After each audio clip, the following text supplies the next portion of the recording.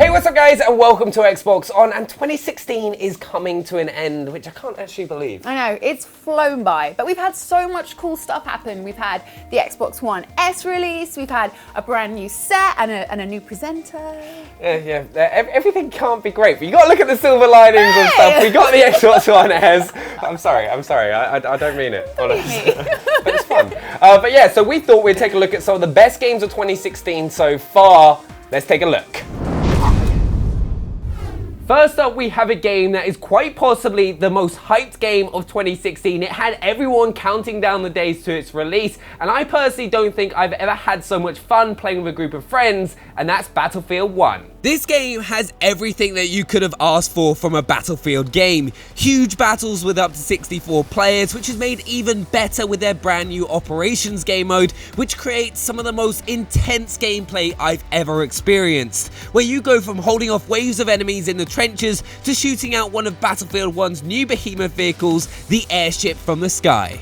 You can also fight in the air using old school fighter biplanes, or just bulldoze buildings down with a tank, and that's another area Battlefield 1 excels in, the destructible environment. Everything going on around you in the battlefield just helps to create this incredible immersive experience that'll keep you playing for hours upon hours. Buildings blow up, dirt being thrown into the air, explosions going on all around. It's absolutely incredible. And if multiplayer isn't always your cup of tea, you also have 5 awesome mini campaigns focusing on different soldiers within World War I, such as a tank driver or a fighter pilot, which is a lot of fun. But speaking of fun, you also get to ride horses in a first-person shooter. Horses! But I have to say, Battlefield 1 is just one of those must-have games of 2016. An incredible overall experience, amazing game modes, weapons, and vehicles. Supernatural abilities, a father-daughter power duo, stunning graphics, and a world's hardest achievement that I actually got. Of course, Dishonored 2 was going to make the list. If you were a fan of the first Dishonored, then Dishonored 2 has hopefully lived up to your expectations and then some. The story takes place 15 years later, where Emily has grown up into a pretty badass young woman. Her and her father both have some seriously awesome supernatural abilities, and plenty of new ones to get your teeth stuck into. There's Domino, which will have you linking several targets' fates together and taking them all out with one swift pull of the trigger or stab of the knife. Whilst Shadow Walk will see Emily slinking into the darkness like some kind of horrible beast. Yep, that's nightmare fuel right there. Far Reach will get Emily to faraway places, so it's super useful in your time of need. It's hard not to automatically choose Emily as your character of choice, but there's definitely something cool about having an option when it comes to character selection, each with their own unique skills. One of the first things that strikes you about Dishonored 2 is how damn beautiful it is. It's something I've spoken about before, and I'll say it again. The Clockwork Mansion is one of the most stunning levels I've ever played. Not only is it ridiculously beautiful in terms of graphics and style, it's also just so damn clever. The level is pieced together in such a way that it's more like a puzzle piece or a Rubik's Cube, and with each playthrough you'll find areas you didn't see before and new things to be amazed by. The man of the hour, Corvo, also went and acquired himself a voice, which is always nice. Whilst he remained the strong and silent type the first time round, it actually turns out he has a deep and devilish grumble, which bumps him up a few places on my coolest game characters ever list. I mean, Big Boss is still at the top, but you know, Corvo's still pretty cool. Whilst you take control of Corvo or Emily, the options are endless. Will you be a total psycho rampaging through and taking everyone down in a bloody murderous rage? Or will you sneak and stealth your way through, silently skulking through the shadows and putting everyone to sleep before you creep away? Like a lot of things with this game, the choice is yours, and it all makes for a richer, more exciting experience. Bethesda always managed to get us hook, line and sinker, so it's no surprise that Dishonored 2 managed to do the same. Gaming at its finest. Next up, we have a game that is in one of my favourite game franchises of all time, and that's Infinite Warfare and Modern Warfare Remastered.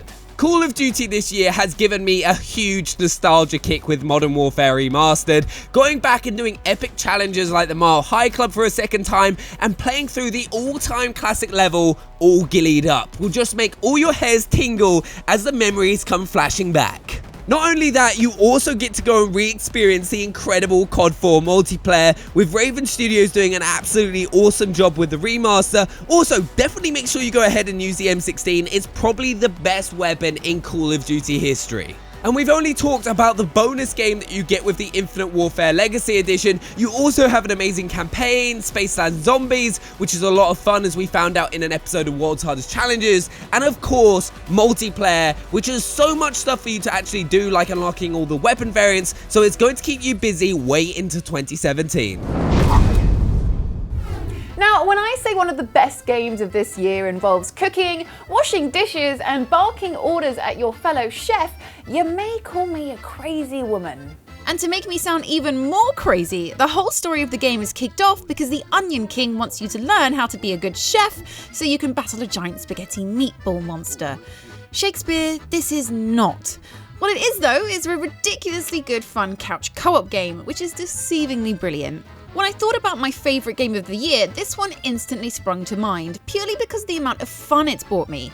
The premise is simple. You chop, cook, wash and grill a selection of delicious treats, all with a grueling time limit. You'll have to follow the recipe orders if you want to be the best chef there is, and you'll be graded for your performance. As the kitchens go on, they get more and more bizarre, and a hell of a lot harder. For example, who has a kitchen spread out across a pedestrian crossing? And why does this kitchen keep falling apart? And don't even get me started on the rat problem in this one. The buggers keep stealing my onions. Each obstacle makes it harder and harder for you and your chef buddy, which will result in tensions rising and angry screaming across the sofa. It's worth stating that this game thrives on local co-op. It's not got the same buzz in single player mode. Working out strategies, assigning tasks, and frantically shoving each other out of the way is all the fun, and will either make your relationship or break it into tiny bits of fine china all over the floor. And if everything really starts getting too much for you, you could always let the kitchen burn down mid-burger making. Some chefs just want to see the world burn. Now, for the first time in a long time, I can safely say that the latest FIFA has made it into my favourite games of 2016. FIFA this year has come on leaps and bounds from previous years, having added a genuine interactive story with The Journey, where you take control of Alex Hunter and follow his first season as a professional footballer, starting from the tryouts and working your way to try and win the Premier League and then hopefully the FA Cup at Wembley, where thankfully you wouldn't have me in goal. FIFA 17 also has all the fan favourites from previous games like Career Mode and of course Ultimate Team, but with one huge addition which has made the game incredibly exciting, and that's FIFA Ultimate Team Champions. Now, this is perfect if you're competitive and want to win some awesome rewards. Each week there are tournaments to qualify for the weekend league where you'll play 40 games and try to win as many as you can. The more you win, the better prizes you'll get, and you can even qualify for tournaments where you can win real money. FIFA 17's gameplay has also had loads of improvements, with players making more intelligent runs, and the game is just a lot of fun to play, especially with friends, so it made the list for one of the best games of 2016. Hitman has literally been the gift that has kept giving this year. With every episode, we've had stunning new locations, wonderful memories made, and found new and horrifyingly inventive ways of killing people. Aww. When it was first announced that Hitman would be released in episodes, there was a bit of an outcry. It was presumed it wouldn't live up to the high quality and immersive nature of the Hitman games if it was split into sections. But how wrong everyone was. Hitman has proved that you can put so much attention and detail into each separate section that it almost becomes an entire game in its own right. With huge sprawling locations, multiple ways to kill targets, and timed contracts popping up later down the line in the form of added content, you could literally spend hours and hours in just one episode. And you'd know for sure that your time spent there would be amazing. Each location is just so different from each other and so deep. From the glitz and glamour of Paris to the Mediterranean beauty of Sapienza to the calm and breathtaking sights of Japan. It really did feel like a whole new game with each new part added. Just wandering around and taking in the sights could eat up hours of your time, never mind all the ridiculous ways you can kill people. Let's face it, the clue is in the title. Hitman is all about murder, and that's what really matters here. And it's safe to say it delivers in every way possible. There are so many different ways to get your job done, all depending on different outfits, items, and timings to pull it off correctly. And in terms of imagination, they have certainly let it go wild. From yoga disguised shoving to catwalk fireworks, it's not just going to be a case of poisoning someone's drink.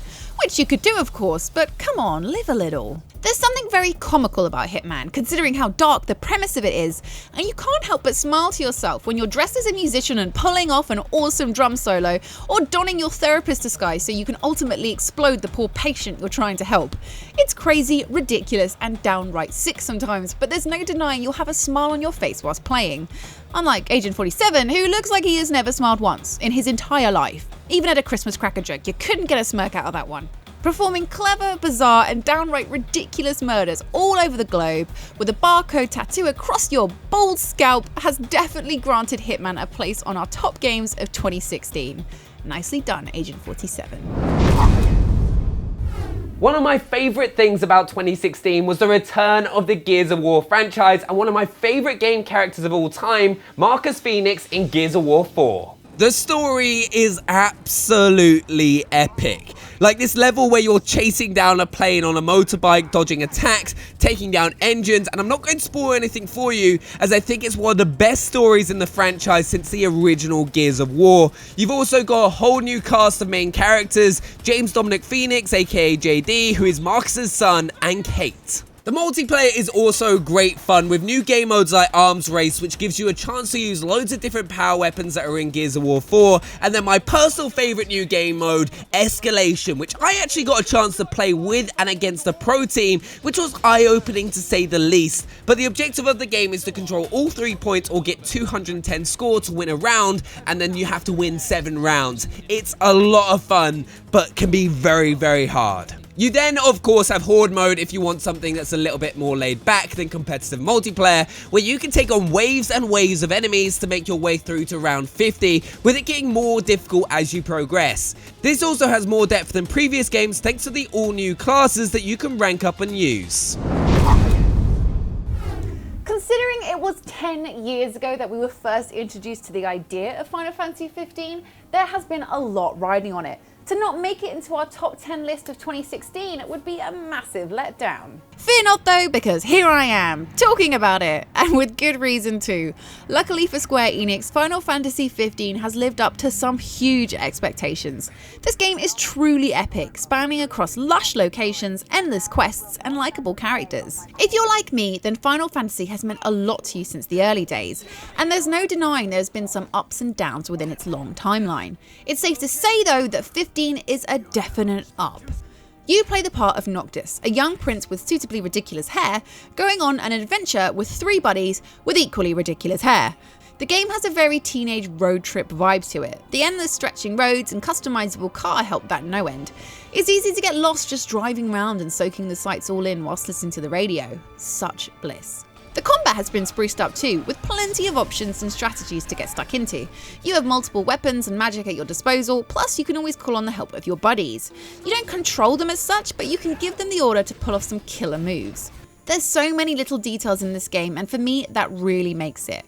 From the photography that Prompto takes, to the arcade games, to the fishing, to the bounty hunting, to camping, to cooking, to... you get the picture. There may be huge main quests to get your teeth sunk into, but if you want a game with massive amounts of depths and hidden qualities, then look no further than 15. This game is a true classic in the making, and we'll still be playing it well into 2017. Next up, we have a game that I personally didn't see coming, but was easily one of the biggest successes of 2016, and that's Activision Blizzard's Overwatch. Overwatch has been a complete breath of fresh air to the first-person shooter genre, with it focusing around each player choosing a hero which all have a different variety of movement styles, attributes, and most importantly, abilities and weapons that are going to change how they operate on the battlefield. Each hero can either be one of 4 types: an offensive hero, a defensive hero, a tank, or a support hero, with each team of 6 needing a good balance in order to win those competitive and really fun games. What's also great about Overwatch, which is labelled as an arena-based shooter, is the amazing backstory Blizzard have put into the game through their animated shorts, which are definitely worth a watch. There are also some awesome game modes like Control, where you have to try and capture and control an objective on the match, with a winning team being decided through a best of 3. But what I love most about Overwatch is the amount of depth there is in the game, with you having to try and master loads of different heroes to do well in the game, like I have with McCree and Junkrat. But there is still loads of others to learn, though if I'm honest, I haven't been able to do very well, which is a bit obvious if you've watched World's Hardest Achievements recently. It doesn't go well. Now, I love a good racing game, and not only because I tend to beat Benny at them, but also because you can't top the feeling of freedom as you cruise down the open road. So Forza Horizon 3 mixes things up a bit as far as Forza games are concerned. With previous games, you'd be playing the part as one of the racers at the Horizon Festival, but now you've moved up in the world and you're owning it as the director of the festival. Straight away, this revs up the fun. As the director, you can hire or fire racers, as well as organise and customise races and bucket list events all around the map.